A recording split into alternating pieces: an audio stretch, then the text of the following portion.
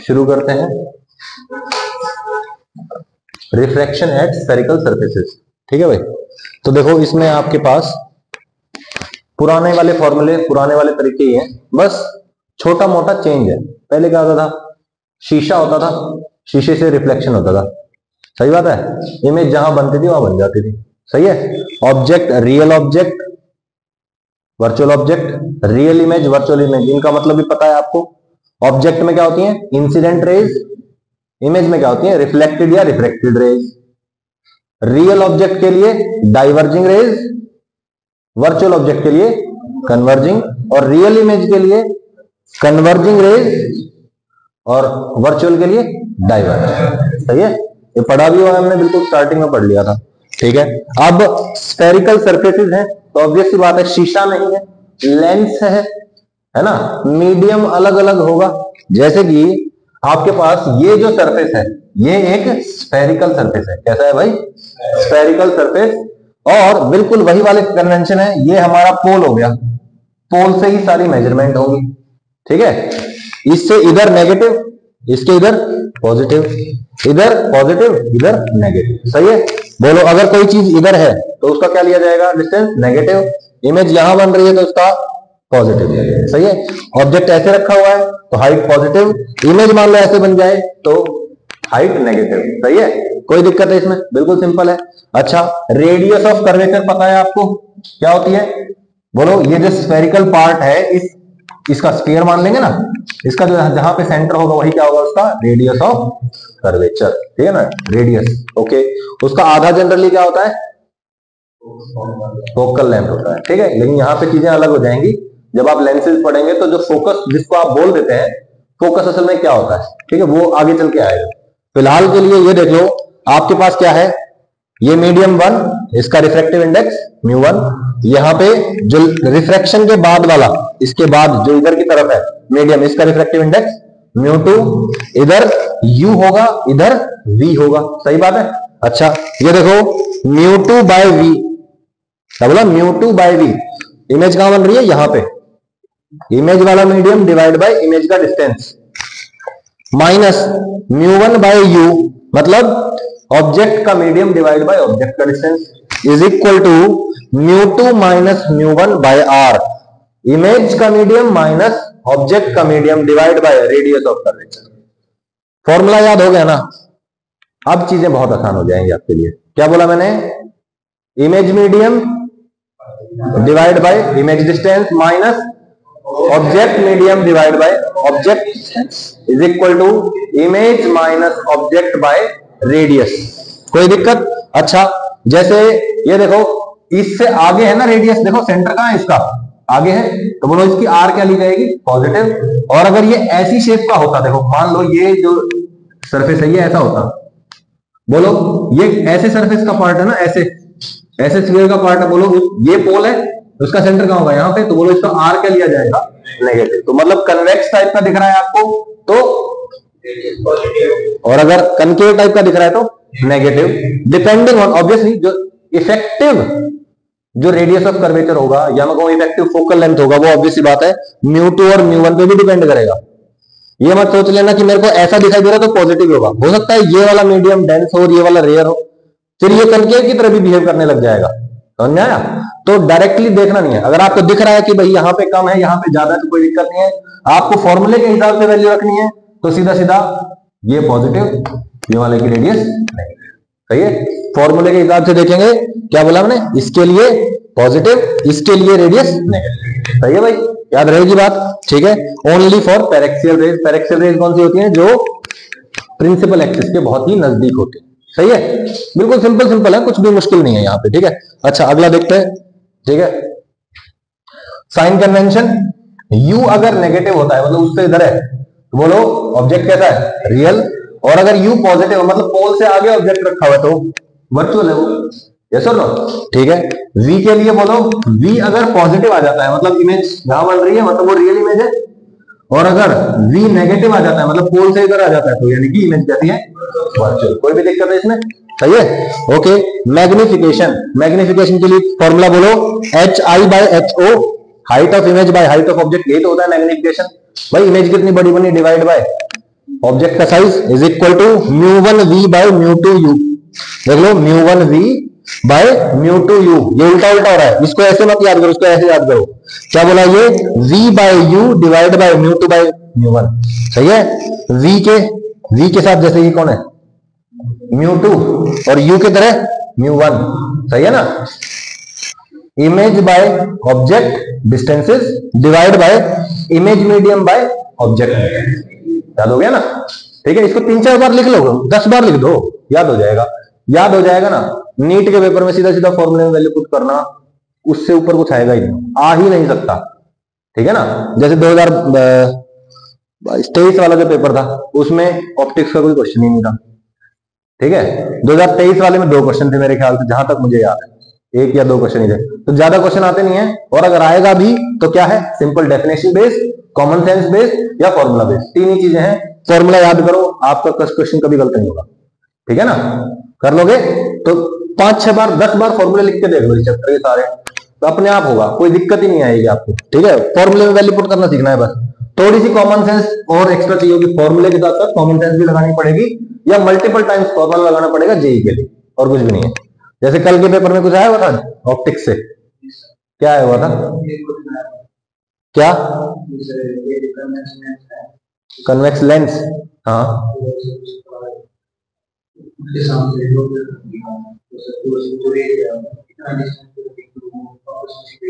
अच्छा, हाँ देखो अभी क्लास में भी आएगा वो क्वेश्चन, अभी देखना, अभी दिख जाएगा उस तरह का क्वेश्चन।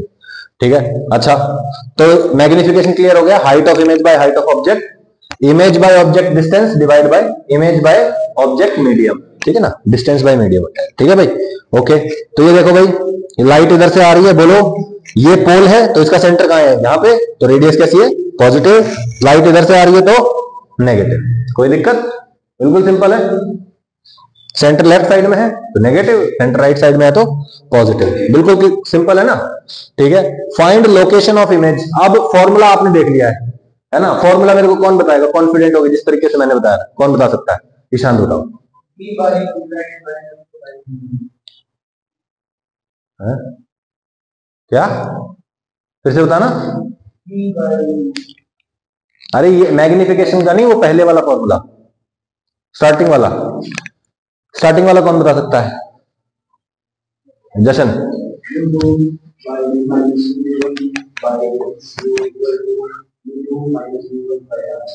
ठीक है, और कौन बता सकता है, ईशांत।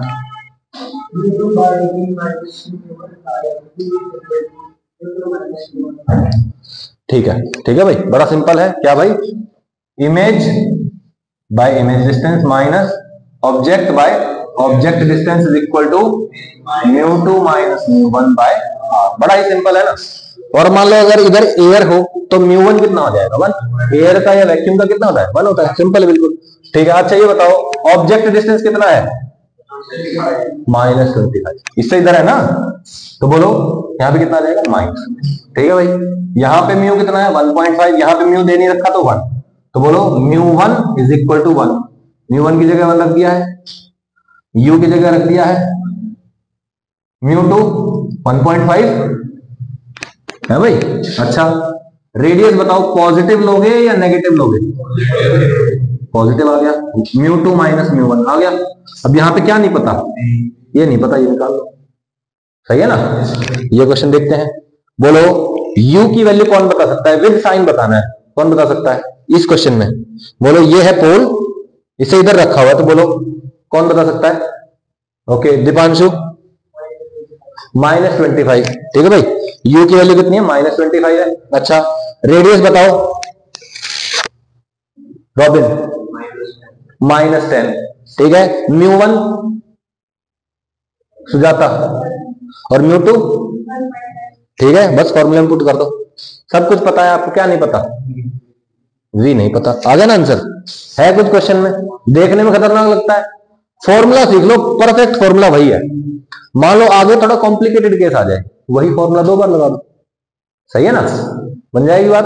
ठीक है, ओके ये क्वेश्चन देख लो, इसमें बताओ ऑब्जेक्ट कहां है, ऑब्जेक्ट यहां है, सही है, ऑब्जेक्ट इधर है, ये है μ2 या μ1, सोच के देखो, अरे भाई ऑब्जेक्ट यहां रखा हुआ है, तो ये μ1 है, this is μ1 and what is this, इसकी वैल्यू 1 हो गई, इसकी वैल्यू 1.5 हो गई। अच्छा लाइट रे इधर से जाएंगी ना, लाइट रे इधर से जा रही है, ये पोल है, direction of incident raise is positive, तो ये डायरेक्शन पॉजिटिव है, ये 0 इधर वाला पॉजिटिव लिया जाएगा, इधर वाला नेगेटिव लिया जाएगा, सही है भाई। तो u is equal to -25 centimetre. बोलो r की वैल्यू क्या लोगे, बोलो इधर से जा रहे हैं, इसका सेंटर कहां है, इधर नेगेटिव तो रखा हुआ है ना, तो this is negative, r is equal to -10, u is equal to -25, μ1 object medium 1.5, image medium 1, put in the formula you will get v, right, हो गया ना, इजी है ना बिल्कुल। ठीक है आगे चलते हैं, देखो भाई यहां देखो, object medium 1.5, object distance is 25, बताओ ये है पोल, ये रियल ऑब्जेक्ट है, पोल है रियल ऑब्जेक्ट है, बोलो दिस डायरेक्शन इज पॉजिटिव, इस डायरेक्शन में जाते हैं तो पॉजिटिव है, ये ओरिजिन है और ये डायरेक्शन पॉजिटिव, मतलब इससे आगे पॉजिटिव इससे पीछे नेगेटिव, तो बोलो व्हाट इज u, -25, सही है। व्हाट इज μ1, व्हाट इज μ2, अब तो मुझे नहीं करना पड़ेगा, फॉर्मूले में पुट कर दो, μ2 by v minus μ1 by u is equal to μ2 minus μ1 by r, तो ये r की वैल्यू कैसी आएगी, पॉजिटिव, सोच के देखो ना, ये ऐसा सर्कल है ना, तो सेंटर कहां है, यहां पे ओरिजिन से पॉजिटिव की तरफ है, कंफ्यूज तो नहीं हो जाओगे, पक्का ना, ठीक है ओके। अरे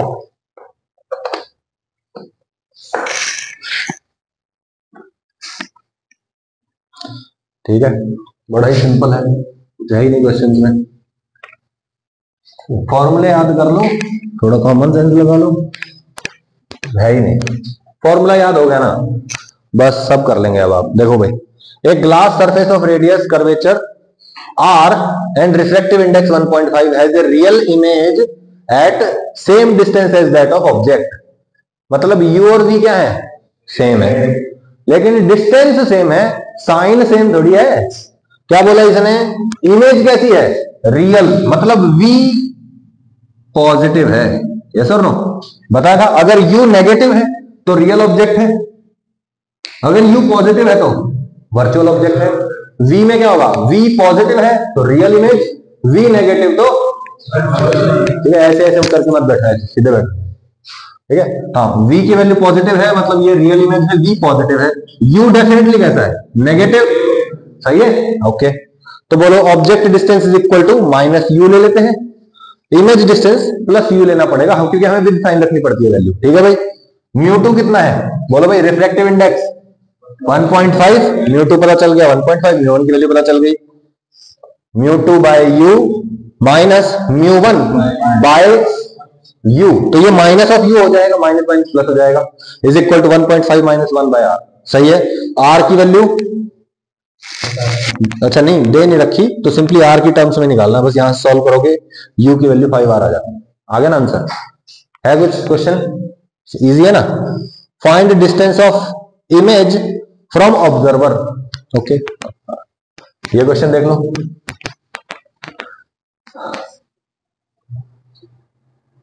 find distance of image from observer. देखो भाई क्या हो रहा है यहाँ पे, ये है मेरे पास एक ऑब्जर्वर, ठीक है, यहां पे रखा हुआ है ऑब्जेक्ट, ये है एक स्फेरिकल बबल कह लो इसको आप, म्यू की वैल्यू कितनी है 1.5, ओके। तो ये हो गया 10 सेंटीमीटर का रेडियस, यहां पे है ऑब्जेक्ट। अब आपसे क्या पूछा हुआ, find distance of image from the observer, refraction किधर होने वाला है, रिफ्रैक्शन, अरे भाई रिफ्रैक्शन, रिफ्रैक्शन की बात कर रहा हूं मैं, कहां होगा रिफ्रैक्शन, ऑब्जेक्ट है यहां पे, इससे लाइट रेज निकलेंगी, यहां रिफ्रैक्शन होगा और इमेज बनेगी, सही बात है। तो बोलो ये हो गया मेरे लिए क्या, पोल, यस और नो, लाइट रेज इधर जा रही है, इधर जा रही है ना, तो बोल द पॉजिटिव डायरेक्शन, इससे इधर वाले डिस्टेंस पॉजिटिव, इससे इधर वाले डिस्टेंस नेगेटिव, सही बात है ओके। u की वैल्यू बताओ -20, r की वैल्यू बताओ -10, सोच के देखो ना, अरे भाई ये ओरिजिन है, इधर पॉजिटिव है इधर नेगेटिव है, तो बोलो ये डिस्टेंस कितना हो गया, -10 नहीं हो गया, तो आर की वैल्यू हो गई -10।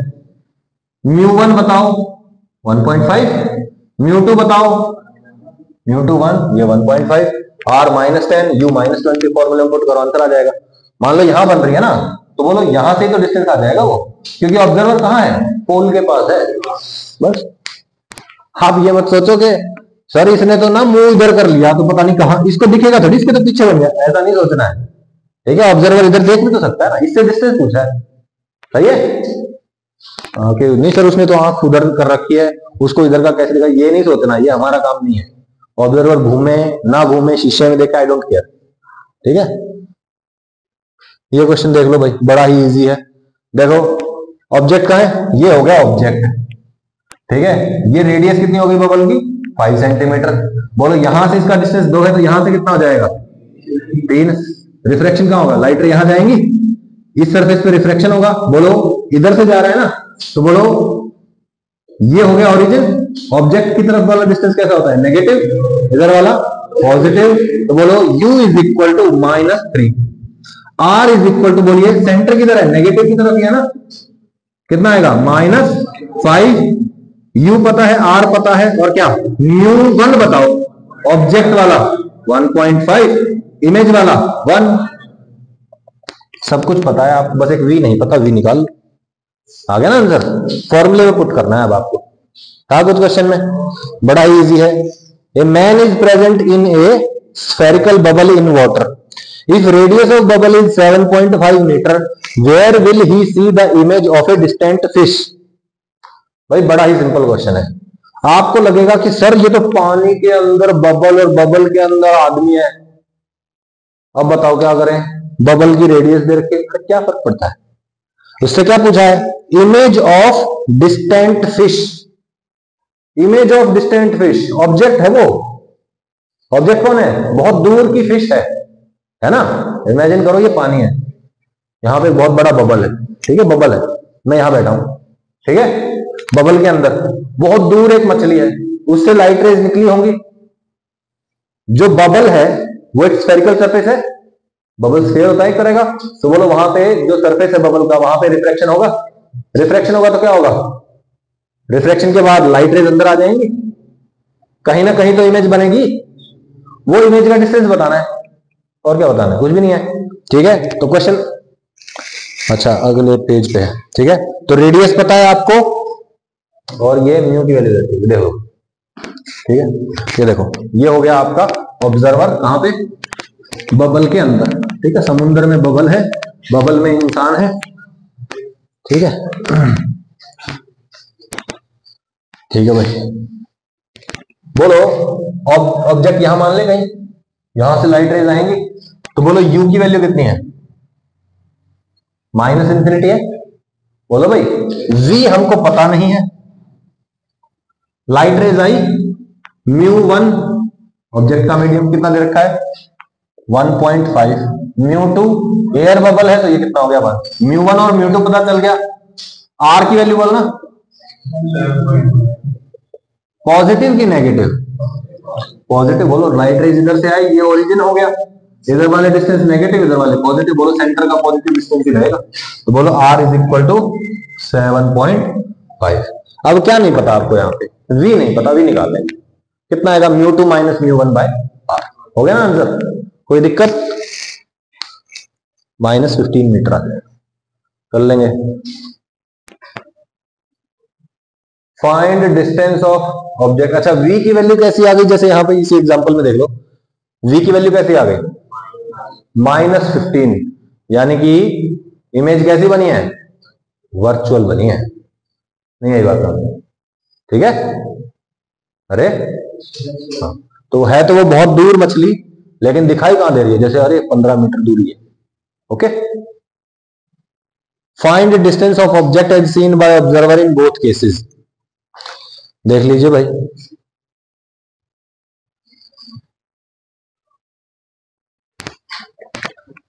समझ में आ रहा है ना, पुरानी ऐसे तुम बिल्कुल चुपचाप से बैठ गए हो,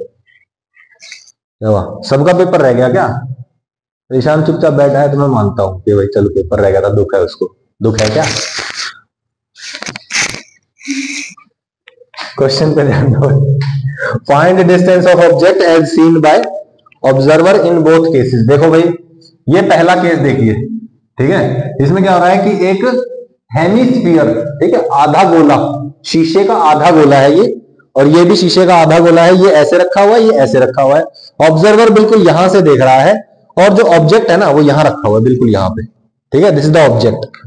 अब आपसे पूछ रहा है इसका डिस्टेंस इसको कितना दिखाई देगा, और इसका डिस्टेंस इसको कितना दिखाई देगा। म्यू की वैल्यू 1.5 है। मुझे एक बात बताओ आप, क्या आप लोगों को यह पता है कि रिफ्रैक्शन एट स्फेरिकल सरफेस में रिफ्रैक्शन कहां हो रहा है? सिंपल सी बात पूछ रहा हूं मैं आपसे।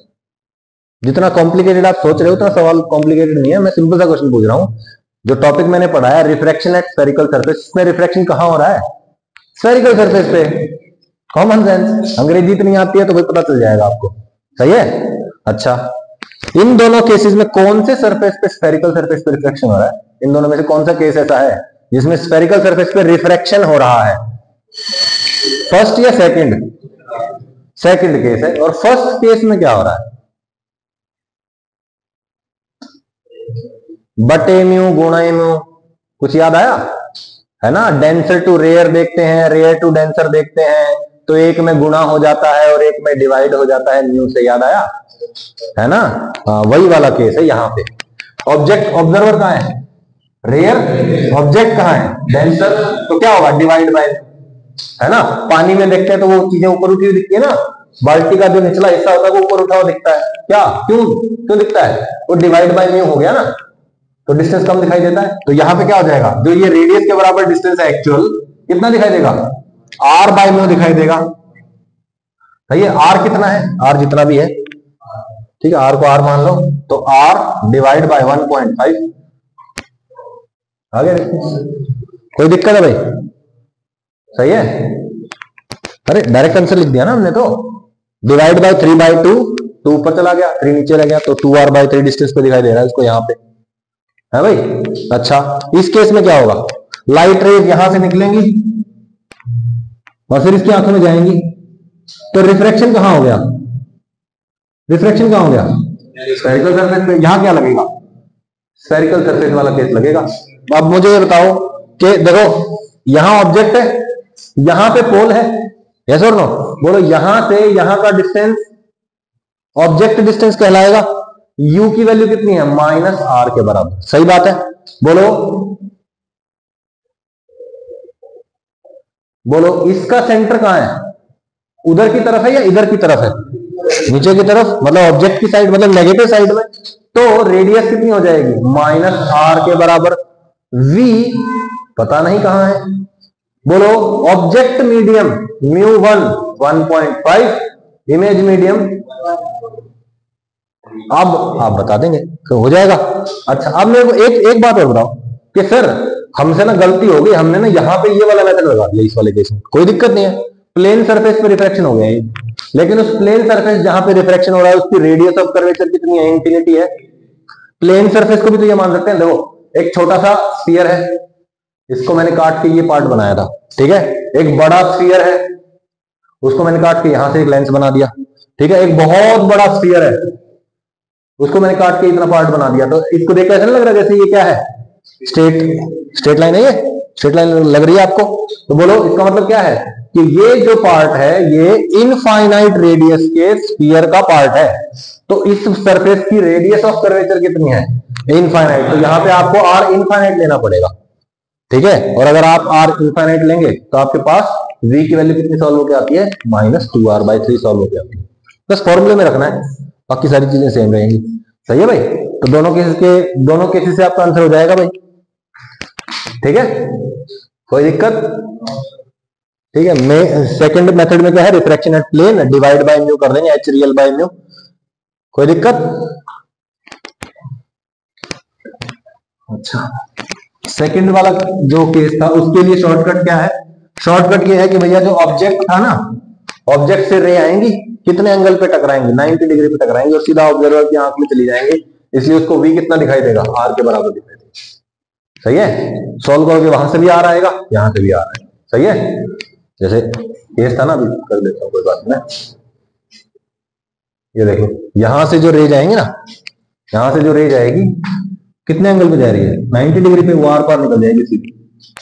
ठीक है, आपने पढ़ा भी हुआ है कि जो पोल पे लाइट रे जाती है बिल्कुल सीधी सीधी, वो उसी तरीके से रिफ्लेक्ट होकर आ जाती है ना, बिल्कुल वही वाला केस।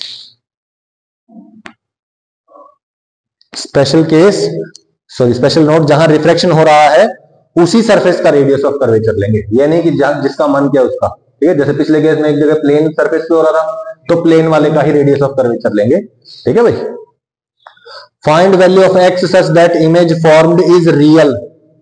बड़ा ही अच्छा क्वेश्चन है। ओ की वैल्यू पता चल गई आपको भाई, एक्स डिस्टेंस पे है ये, है ना, और एक्स ही निकालना है ताकि इमेज कैसी बन जाए, रियल इमेज बन जाए। इमेज रियल मतलब v की वैल्यू कैसी होनी चाहिए, पॉजिटिव। सही है, तो हमको क्या चाहिए, u is equal to minus X हमको दे रखा है, म्यू की वैल्यू 3 दे रखी है, म्यू1 इज इक्वल टू 1। सही है, तो ये ऑब्जेक्ट मीडियम हो गया ना, तो ये म्यू1 है और ये क्या है, म्यू2। कोई दिक्कत, म्यू1 म्यू2 पता चल गया हमको। u की वैल्यू माइनस एक्स के बराबर, रेडियस ऑफ कर्वेचर बोलो, पोल से आगे है ना सेंटर, यानी कि r is equal to plus R, mu is equal to 1, mu is equal to 3। फॉर्मूले में पुट करेंगे, बोलो हमारे पास क्या आना चाहिए, v का वैल्यू निकाला हमने यहां से, 3/v is equal to this, और and this must be positive. ये पॉजिटिव कब होगा देख लो, सॉल्व करा, x की वैल्यू कितनी होनी चाहिए, r/2 से बड़ी होनी चाहिए। तो जब r की वैल्यू, x की वैल्यू r/2 से बड़ी है, तो हमारी इमेज कैसे बन जाती है, रियल इमेज बन जाती है। रियल मतलब v इक्वल टू पॉजिटिव। ठीक है भाई, कॉमन सेंस के क्वेश्चन लगने लग गए होंगे अब ये। टू चेक कन्वर्जिंग और डाइवर्जिंग नेचर ऑफ लेंस, हमें क्या करना है, कन्वर्जिंग नेचर या डाइवर्जिंग नेचर निकालना है। कन्वर्जिंग लेंस, डाइवर्जिंग लेंस पे जाने से पहले कन्वर्जिंग मिरर और डाइवर्जिंग मिरर की बात करते हैं ना। Concave mirror is also called converging mirror. क्यों भैया, क्योंकि जो कनकेव मिरर है उसमें ये देखो पॉलिशिंग हो गई, इधर से रिफ्लेक्टिव सरफेस हो गया। बोलो यहां से लाइट रेज आई थी पैरेलल, कहां पे जाके टकराती है फिर ये, फोकस पे, है ना। पैरेलल रेज को कन्वर्ज कर दिया, that is why it is called as converging lens. Yes और नो। और ऐसे ही हमारे पास एक कनकेव मिरर होता था। यस और नो, लाइट रेज आती थी ऐसे फैल जाती थी। यस और नो। तो बोलो पैरेलल लाइट रेज को इसने क्या कर दिया, डाइवर्ज कर दिया, that means it is called diverging mirror. ठीक है, अब जो हमारे लेंस होते हैं ना, लेंस, उनका भी यही काम होता है। क्या बोला मैंने, जो हमारे लेंस है उनका भी यही काम होता है कि जो आने वाली रेज है उनको क्या करते हैं, डाइवर्ज या फिर कन्वर्ज। अब जैसे आप लोगों ने मैग्नीफाइंग ग्लास देखा होगा, है ना, मैग्नीफाइंग ग्लास लेके हम वो चीजों को जलाने की कोशिश करते हैं, देखा होगा ना, हमने कर भी रहे थे हम 2-4-5 जन नीचे। ठीक है, तो उसमें कौन सा लेंस होता है, कन्वेक्स। जो मैग्नीफाइंग ग्लास होता है ना, उसे क्या करते हैं, लाइट रेज आती है पैरेलल, और वो सारी लाइट रेज का हम क्या करते हैं, एक पॉइंट पे फोकस करवा देते हैं। क्यों भाई, क्योंकि जब मेरे पास कन्वेक्स लेंस होता है, लेंस है ये, लाइट रेज आई, क्या हुआ, रिफ्रैक्शन हो गया और वो एक जगह कन्वर्ज हो गई, तो इसलिए इसको क्या बोलते हैं, कन्वर्जिंग लेंस। ठीक है भाई, ऐसे ही हमारा जो कनकेव लेंस होता है, ठीक है, ये कैसा होता है, डाइवर्जिंग नेचर का होता है। इसमें पैरेलल रेज आती हैं और क्या हो जाती हैं, डाइवर्ज हो जाती है। पैरेलल रेज को फैला देता है और ये पैरेलल रेज को एक पॉइंट की तरफ भेज देता है। ठीक है भाई, that is why it is called as converging lens and it is called as diverging lens. ठीक है, हमारी आंख में कौन सा लेंस होता है, कन्वेक्स लेंस होता है। ठीक है, ओके, अच्छा, अब ये देखो, ये मेरी आंख का लेंस है, यहां पे मेरी सीलियरी मसल्स हैं। लाइफ का लेसन दे रहा हूं, ध्यान से सुन लेना। ठीक है, ये मेरा इधर से प्यूपिल हो गया, ठीक है, ये प्यूपिल हो गया, ठीक है, और ये इधर मेरी आंख हो गई। ठीक है भाई, ओके। अब मुझे ये बताओ कि अगर पैरेलल रेज आ रही है, ठीक है, यहां से मैं पैरेलल रेज भेज देता हूं, ये पैरेलल रेज आई और अच्छे से पैरेलल रेज आई, लेंस के अंदर घुस गई, इमेज फॉर्मेशन कहां होता है, रेटिना पे, मतलब यहां होगा। यहां पे अगर क्लियर इमेज बननी है तो सारी लाइट रेज का फोकस कहां बनना चाहिए? यहां बनना चाहिए। यस और नो? अगर यहां पे मेरे को करना है कन्वर्ज, तो पैरेलल रेज को कन्वर्ज करने में फोकल लेंथ ज्यादा चाहिए, या मान लो अगर यहां से बिल्कुल आंखों के नजदीक एक ऑब्जेक्ट रखा हुआ है, यहां से रेज कैसे निकल रही है? डाइवर्जिंग रेज निकल रही है, और डाइवर्जिंग को कन्वर्ज करने में ज्यादा ताकत लगेगी या पैरेलल को कन्वर्ज करने में ज्यादा ताकत लगेगी? है ना? वो क्यों? क्योंकि यहां पे जो बिल्कुल पास में जो चीजें रखी हुई है उससे क्या हो रहा है? लाइट रेज फैल रही है। बोलो भाई, लाइट रेज फैल रही है ना, और वो लाइट रेज फैल रही है, उनको कन्वर्ज करना है। पैरेलल वाली को करना आसान है और फैलते हुए को कन्वर्ज करना मुश्किल है। इसलिए जब आप बहुत ज्यादा नजदीक की चीजें देखते रहेंगे तो क्या होगा? आपकी आंखें क्या करती हैं? मोर कन्वर्जिंग पावर के लिए इसकी फोकल लेंथ को घटा देती है, इसको लेंस को दबाती है, इसकी फोकल लेंथ चेंज होती रहती है, तभी तो हम फोकस अलग अलग जगह पे कर पाते हैं। कभी मैं दूर की चीज को क्लियर देख रहा हूं, कभी पास की चीज को।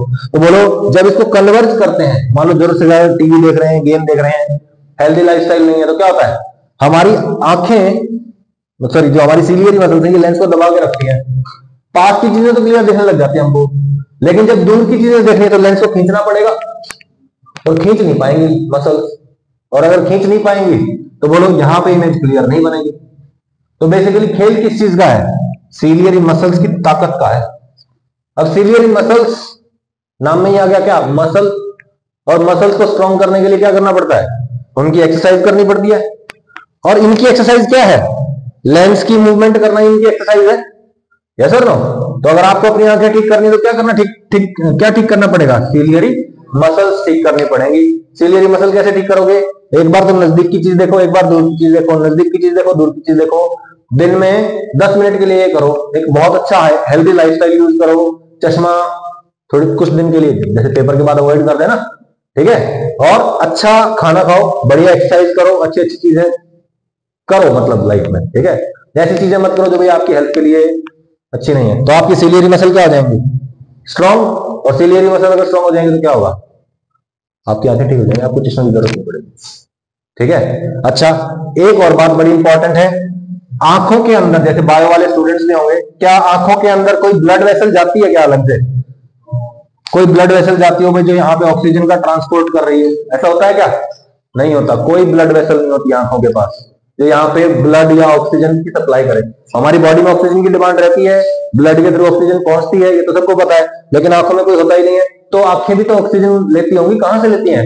डायरेक्टली फ्रॉम द एटमोस्फियर, ठीक है? अब जैसे मैंने चश्मा लगा रखा है, या आप लोगों ने भी, कई लोगों ने चश्मा लगा रखा है, तो जब आप मूव करते हैं तो आपकी आंखों को डिमांड तो है किसकी? ऑक्सीजन की, लेकिन बहुत अच्छे से ऑक्सीजन का आदान प्रदान नहीं हो पा रहा है आपकी आंखों के साथ। जैसे आप बहुत धुएं वाले एरिया में चले जाओ, क्या होता है? आंखें जलने लगती है। क्यों जलने लगती हैं? क्योंकि हमारी आंखें जो है एनवायरनमेंट से जो भी गैसेज होंगी उनको एब्जॉर्ब करने की कोशिश करती है, ठीक है? और धुएं को एब्जॉर्ब करेंगे तो दिक्कत होगी। अगर बिल्कुल प्योर ऑक्सीजन को एब्जॉर्ब करेंगे तो इसके लिए अच्छा है। यस और नो? तो ये जो मसल्स हैं, इनको दो चीजें चाहिए, एक तो एक्सरसाइज और एक ऑक्सीजन। ऑक्सीजन कब मिलेगी? जब आप चश्मा हटा के रनिंग करेंगे, सर्दी का मौसम होगा, ठीक है? सर्दी के मौसम में आप सुबह सुबह रनिंग करो चश्मा हटा के, आंखों में बहुत ठंडी ठंडी हवा लगेगी, आंखों का जोर लगेगा, आंखों में से थोड़ा थोड़ा पानी भी आएगा, आपकी आंखों की ऑक्सीजन की सप्लाई पूरी हो जाएगी। दूसरी चीज, आप अपनी आंखों को एक्सरसाइज करवाओ और एक अच्छा हेल्दी लाइफस्टाइल मेंटेन करो, गारंटेड आपका चश्मा उतर जाएगा। कोई रोकने वाला नहीं है आपकी चश्मे को हटने से, सही है? और आंखों की बाकी बीमारियां भी ठीक हो जाएंगी। तो ये हो गया लाइफ लेसन। अब बात करते हैं, एक छोटा सा ब्रेक ले लेते हैं, ठीक है? Then we will continue with the next topic, ठीक है? कन्वर्जिंग और डाइवर्जिंग नेचर, ठीक है भाई? अच्छा, ये स्टेप्स बाद में देखते हैं, ठीक है? Will take a small break, मैं खाना खा लेता हूं तब तक, ठीक है? आप लोग इसको रिवाइज कर लो हो सके तो।